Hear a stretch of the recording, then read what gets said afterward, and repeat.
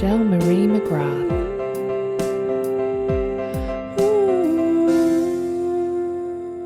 Welcome to today's episode of Unclassified Woman, and today I'm speaking to Sara Eckel in New York. Sara is the author of It's Not You, 27 Wrong Reasons You're Single.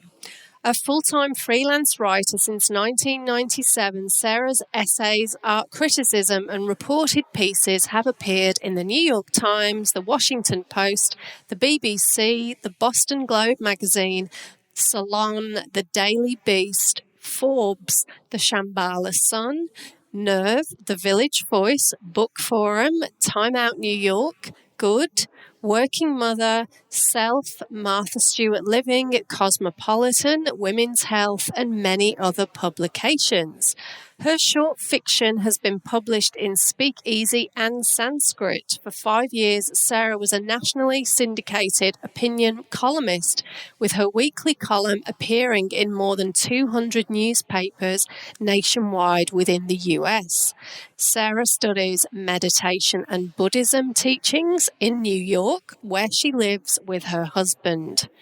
I really hope you enjoy this conversation and really encourage you to check out Sara's work. She has some great advice about dating for singles and a lot of really interesting resources. And you can also grab a free copy of a chapter from her book. So we will share the link to that a bit later on, but enjoy. Great to speak to you today. Hi, Michelle. Thanks for having me. Really looking forward to our conversation and hearing your perspective about this topic. So, Sara, would you just mind sharing with us about whether you've not had a child due to that being, a clear, conscious choice of yours, or whether it's been more circumstantial?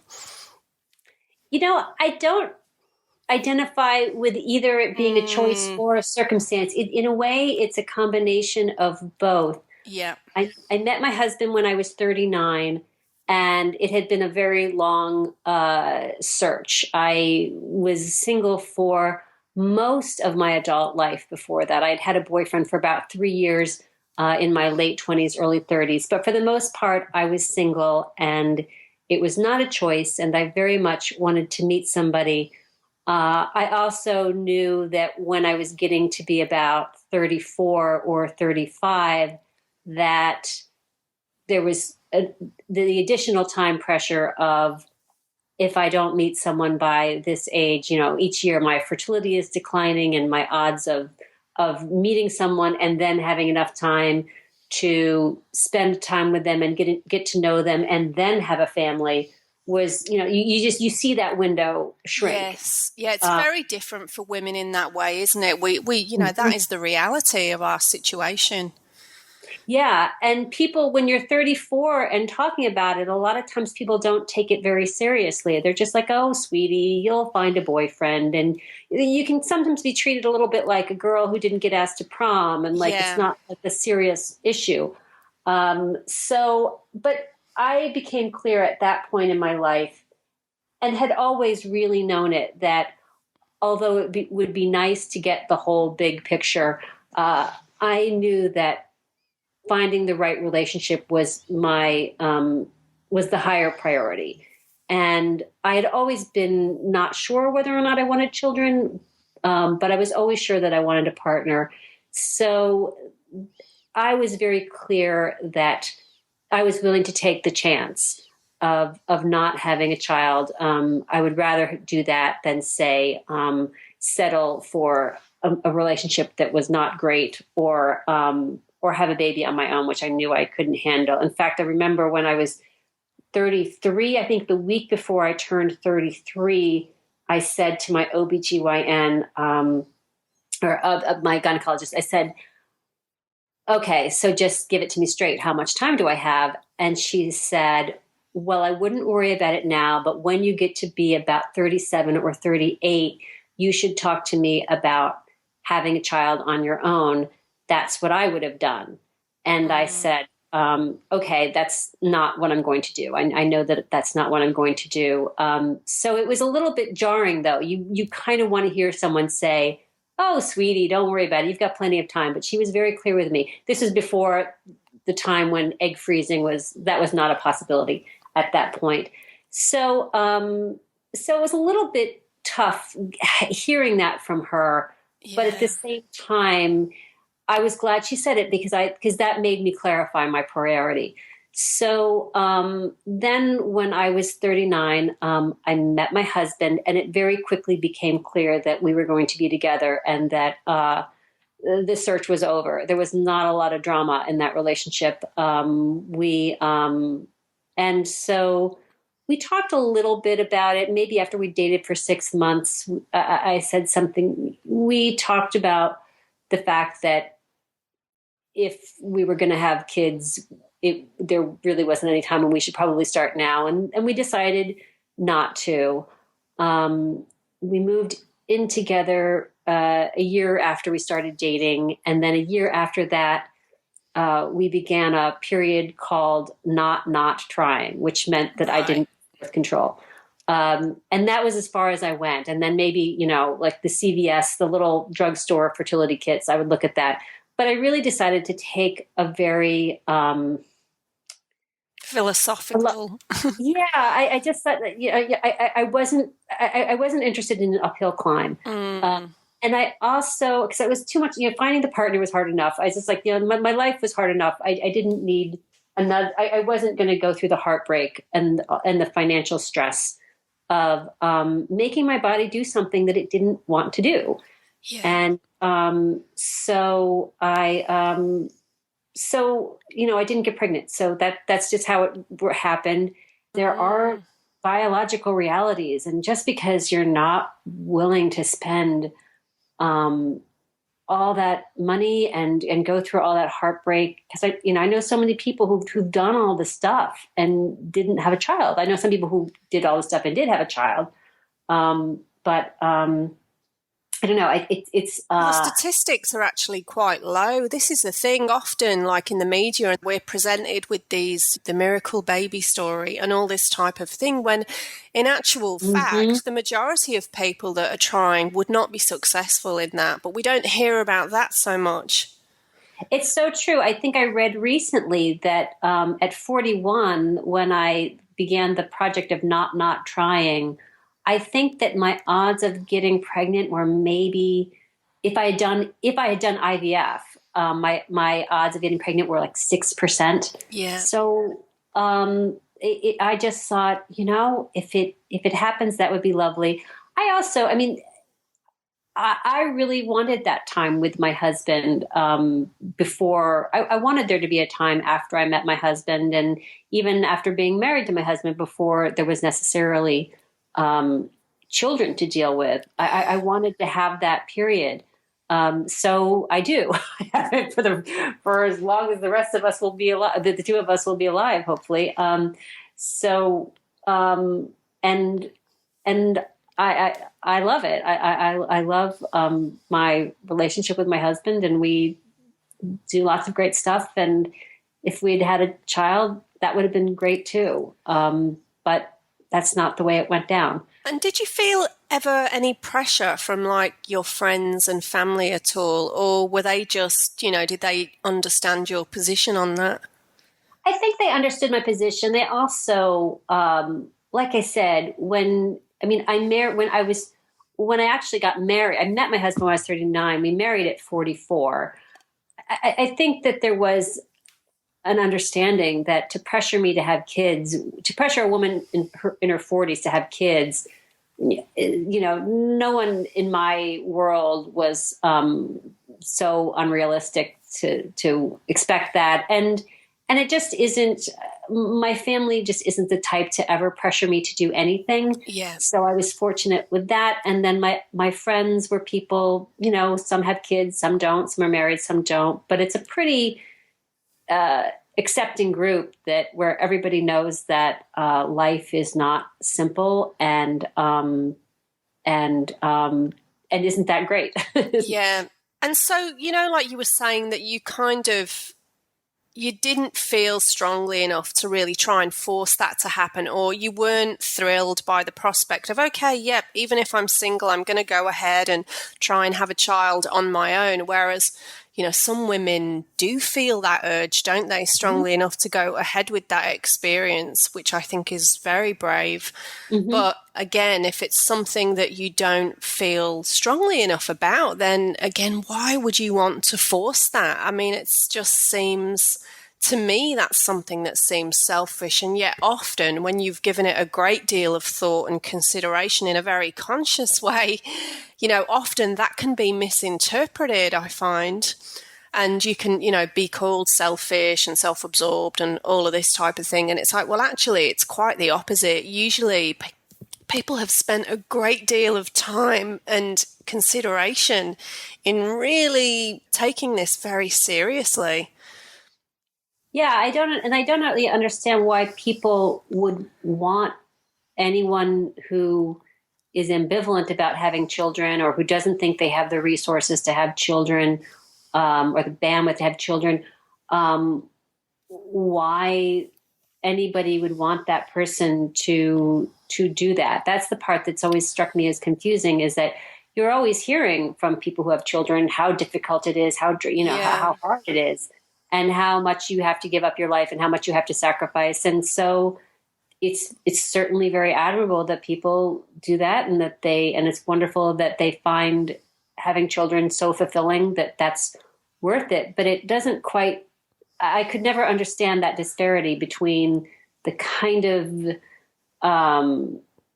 crowing about how hard it is and then also expecting everyone else to do it too. It sometimes feels like it's a justification of, well, I went through it and I did it, like, why don't you? It's a really kind of interesting one. Like you say, it can be quite a confusing message to give. But often the reality of the challenges of parenthood are that, again, are not really talked about often enough beforehand. It's because we're sold this whole fantasy. So, yeah, look, it's a really interesting topic. So when you came to that point where you thought, okay, this is not going to be a part of my reality, this is not going to be what we experience, did you have any type of grieving around that? A little bit. Yeah. I wouldn't say that it wasn't terribly heavy. I mean, there would be a little sadness every month when I realized that, I wasn't pregnant, but there would also be some relief too.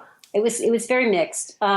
I think the biggest grief I felt was for my mother, because she doesn't have any grandchildren, and I know she very much would like to have grandchildren. And I see her friends, her and, some of our family friends, they, there are grandchildren and they have many grandchildren. And so I feel for her. I think that is hard for her. And I feel sorry that I couldn't give that to her, because she was a wonderful mom to me. But so I feel like it's actually harder for her than for me. And there'll be times during the holidays when I'll think, it'd be so fun if there was a little one, or I was just actually visiting my parents in Florida, and so at the beach, I thought, oh, that would be, that would have been nice. But it's not a heavy thing. It's not like, I know that for some people,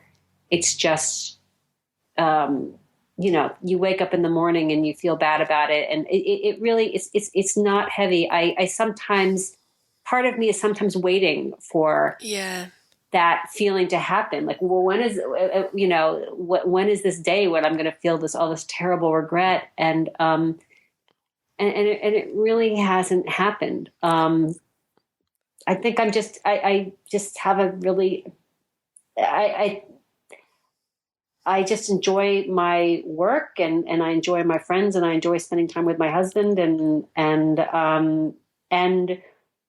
there isn't a lot of resources. So, we it's not like there would be a lot of money for daycare or all the help that we would need if I was to continue my work. So I don't know. I know there would be great things about having a child, but I also know that there would be some real Yeah, So, challenges as yeah. well. And so I guess I was just thinking about how it's interesting when you speak to people who are writers or artists in some way. And I wonder if that is really, fulfilling that creative urge in that way. And so maybe, I don't know, it's interesting to look at that, whether or not people who do have a creative outlet through their work, whether or not they find that fulfillment there, and then maybe it's not as tough as, that grieving process is maybe not as pronounced. I mean, obviously I know it's a case by case thing. It's so individual, but it is interesting. So obviously your work, you're expressing your creative self through that way. And how else do you feel that you express that feminine, creative outpouring of energy? Well, lately I've been thinking a lot about just what this, not to sound too kind of highfalutin, but, what is my real purpose in the world? And I think that when you have children, your purpose is pretty clear. It's to take care of this being and to keep them safe and happy and everything that goes along with that. And so I studied Buddhism and I am part of a meditation sangha and I meditate daily. And so I think a lot about how I want to be useful in the world. That's something I've been thinking a lot about lately. It started with my first book, It's Not You. I had written a novel that I didn't sell, and that was very upsetting, obviously. And I actually started this meditation program. I had meditated before, but I kind of renewed my efforts to do that because I thought, well, I need to clear my head so I can come up with a book idea so that I can just get over this novel. And it was really that kind of brought me to this idea of instead of thinking about how can I be successful, I decided I would instead write something that would be useful and that would be, and I had written in the past about my struggles with being single and all of this heaviness that I had around it about what's wrong with me that I can't find a partner, what's wrong with me that I can't find a relationship, and realizing at a certain point that was bullshit, that it was just because I hadn't met the right person. Yeah. And I found that was, whenever I wrote on that topic, the world really opened up. So I wrote a New York Times column about that, and then the book. And that has been extremely fulfilling because I get so many letters from women saying that the book really helped them and really helped them in the way that they saw themselves and helped them to not be so self-punishing. And so that's been incredibly fulfilling. I mean, there's really, I have to say, there's nothing like it, nothing like getting just letters from women who say, your book really helped me in my life and helped me sort of view my life and myself in a different way. So that was great. And now I am, and I do some coaching along with that. So I talk to women one-on-one, which is fun. And I'm just thinking about, how to bring that message of just self-acceptance in a really kind of profound way, and in a way that I think is actually kind of radical, because self-acceptance is a way of just like, not just about, I feel good about myself, hooray for me, but just, I'm not taking anybody's shit, And it's stopping looking for that external validation, which is the most radical thing we can do. It really is. Yeah. And realizing that you are enough already and there's actually nothing wrong with you. So I think it's so powerful when people start to have those realizations and a shift in perspective, which is obviously what your work is helping them to do. And you raise a really important point, and I've spoken about this recently with a few different women who just, first off, one of the barriers to, especially if you really do want to have a child, is meeting a suitable partner. And as we know, this seems to be something that seems to be increasingly difficult for a lot of women. I know so many amazing women in their 30s and 40s who really struggle with this area. And, you know, they've got so much going for them in different parts of their life. But often when it comes to finding a romantic partner and somebody who's compatible with them on many levels, it seems to be quite tricky. And what do you think about that? I mean, I just wonder whether we are evolving as women. We've got so many choices, so many options open to us compared to like our mothers and grandmothers. And so is it because, men have not shifted in the same way? Well, I think that men haven't had the same incentive to shift. I mean, women, for a lot of women who grew up with mothers who were unfulfilled because they didn't get to pursue careers, or or just watching the way that women of a certain generation weren't paid as much, didn't get as much credit, were just unable. Still not paid as much. Yeah, still not paid. That's so there was, so my generation and your generation, we had a lot of incentive to say, no, we want our life to be different. And for the men of our generation, the way that things were was probably fine to them.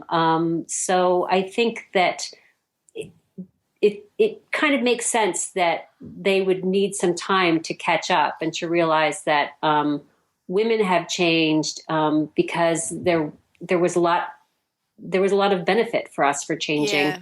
Yeah.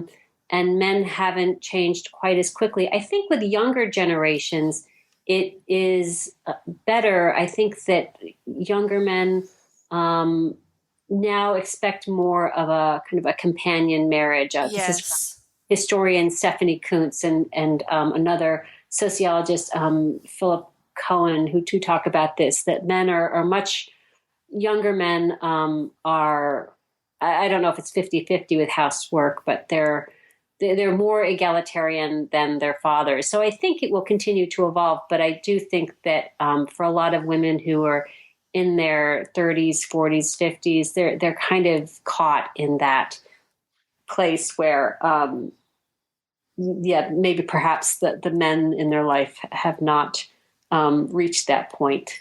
Yeah, and I always remember a few years ago I was talking to Coot Blackson, who is an inspirational speaker and writer, and he works a lot with women who are trying to understand their relationships with men more. And he said to me a comment that so many women have become the men they wanted to meet. And I thought that was a really interesting comment. Yeah. And I thought that's actually, there's probably a lot of truth in that women have become very self-sufficient in so many ways that often I think men are sometimes unsure of their place or their role. I think so. I mean, it's tricky. I think that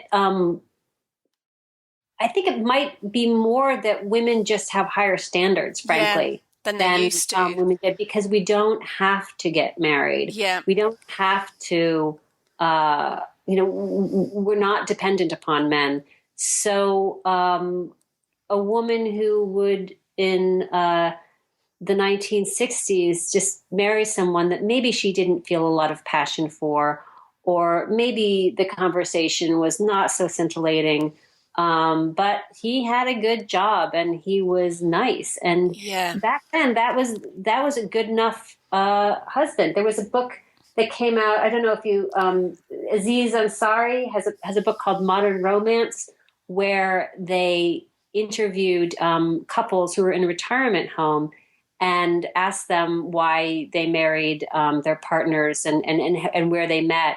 And almost all of them had met someone within just like a 1 or 2 or 3 block radius of, wow. They lived. And it wasn't just that all of these magical relationships happened in such tight proximity. It was just that there was a different standard. And when they asked people why you married your partner, they would say things like, she was a nice girl or he had a good job. It wasn't this like Wow. that we expect. Yeah. So so that's part of the problem, is that we grow up Yeah. assuming that those previous generations had these wonderful love stories because they stayed married for so long. But it was more like just because that's what you did. And Yes.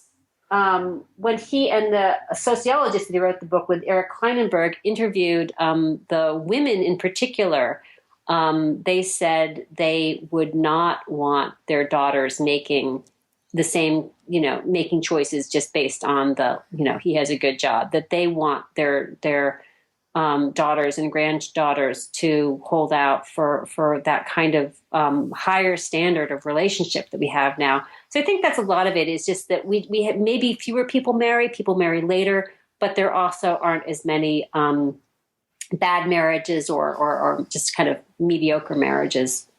Yeah, so it's interesting, all this sociological change that happens and, how we're evolving in our expectation. So very, very interesting. Yeah. And so one of the things that I find a bit challenging on this whole topic, especially around how we describe women who are not having a family, or that they either can't or they don't want to, is this whole, the words like childless and childfree and all of that, which I feel as though they both have fairly negative connotations rather than us just, describing each other as women, for example. So how do you feel as a writer? How do you feel that we can evolve our language and conversation more around this so that it's more empowering and encouraging for all women? That's a really good question. It's funny. I was writing. I do some corporate writing in addition to journalism, and I was writing something for a website where I had to talk about benefits that were for parents and non-parents, and I thought, like, what? I need a better word than non-parent. Yeah.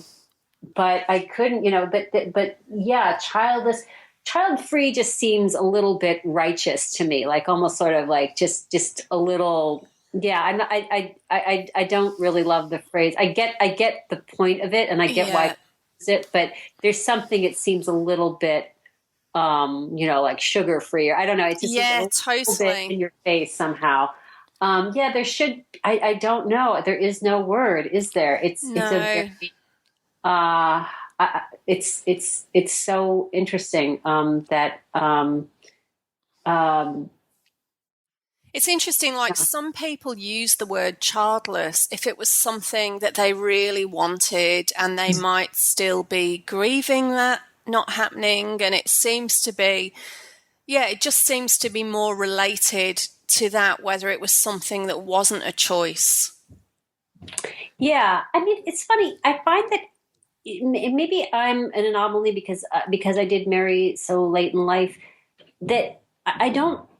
The word doesn't. I don't find I have cause to say that I'm childless or child-free. It doesn't seem to come up. Sometimes people will say, "Do you have kids?" And I'll say, "No," and I usually don't offer anything besides that. Don't give them a big story because it's sort of what I learned when I was single. That when someone asked me if I was married, I just said no. And I didn't give, I just didn't take the bait in terms of the various prompts about, why that might be, because it's just none of their business. So I kind of take that, I kind of do that with being, with not having kids. Is that if someone asks me, I just say that, no, we don't. And then that's the end of the conversation. Yeah. So, when I was younger, they would say, "You will." I'd say, "Do you have kids?" And I'd say, "No." And they'd say, "You will." Oh, gosh. I thought that was kind of interesting. But like you needed that reassurance. Yeah. Or like they knew. Like, how would they know this? Like they're just completely psychic. Yeah, it's interesting. Yeah. So I think that actually brings up a really important point in, I don't describe myself as childless or child-free. I probably prefer child-free just because of the connotation of, oh, it was something that we really wanted and I haven't been able to, and I've had a lot of grief around that. And that just seems to be how that kind of falls, where often women will gravitate more towards child-free if that's just a very conscious choice and they're very comfortable about that. I mean, you know, obviously there are different layers and nuances within that, and it depends on the person. But I think it really comes back to that whole thing of defining for yourself what womanhood means to you. And I feel like this is really part of that much bigger conversation, is that, you know, about women really empowering themselves to define what it is that's meaningful and purposeful for them alone, and knowing that, you know, each woman's life is equally important and valid and sacred, but only you can decide what it is that's going to bring you meaning. Right. And we're not defined by our relationships. Our relationships are important, but they're not, they don't define who we are. Yes. The end of Kate Bullock's book Spinster, she asked the question, like, are women people, which I thought was interesting, and by which she means, like, are we able to be judged by our own experiences, or is it always still against whether or not we are wives or mothers? And it was like a very interesting meditation on that question, and it seems that we're still not there yet, where a woman is just seen as, people immediately want to know the story of, are you married? Do you have kids? And just kind of put you in that frame and in that context to decide what, you know, where you fit into it all. Which category you fall in. And it's interesting. That's where the name for this podcast came from, actually. Unclassified Woman was really about, you know, each woman determining, what her life is about, what's important to her, what's meaningful, and not feeling the need to fit into these categories and boxes that are just so limiting. We're more than that. Mm-hmm. So much more. Yeah, absolutely. And so, okay, so Sarah, what do you feel then now at this point that you're at in your life have been and still are the major benefits of not having ended up having a family? I would say that, without a doubt, it's being able to continue doing the work that I do. Yeah. I don't know what I would do if I had kids, but I, you know, being a writer is just, it's financially, it's a challenge. And I've been a freelance writer for almost 20 years now, and I love it. Well, I don't always love it. Sometimes I don't love it, but it's very fulfilling, and it seems you know, I wake up every day most of the time, you know, excited for the day and excited to do what I'm going to do. But it can be very stressful financially. And I don't see how it would have been possible. I don't think I would have written my book if I had a child, because I would have been really focused only on work that pays well. And in my experience is that the work that pays well and the work that is the really assured steady paycheck is not the most fulfilling work. That's just been my experience. So I would, you know, when I talked about the web content that I was writing, where I had to figure out, you know, writing about someone's work family policy and just trying to figure out another word for non-parent, I'd be mostly doing that kind of work, if not entirely that kind of work. I wouldn't be writing essays. I wouldn't be thinking about another book. I wouldn't have written the first book. So I think that is the main thing that I would have had to have given up, certainly, and do really exciting, fulfilling work. If you know, and obviously if you're married to someone who can support you financially so that you can